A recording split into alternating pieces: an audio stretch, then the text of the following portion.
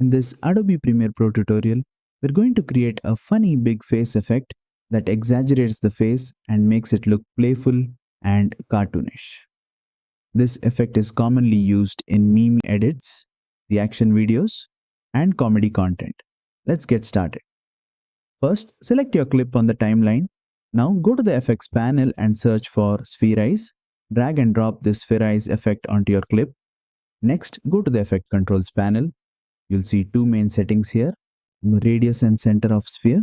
Start by adjusting the radius value. Increasing the radius expands the distortion area.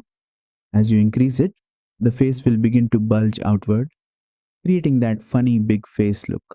You can increase or decrease this value depending on how exaggerated you want the effect to be.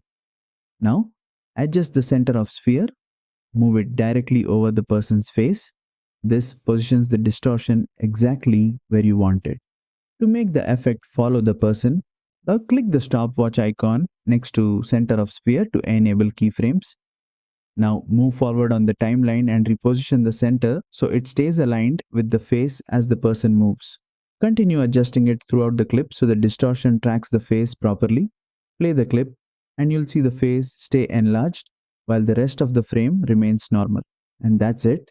You've successfully created a funny big face effect using the Spherize effect in Adobe Premiere Pro.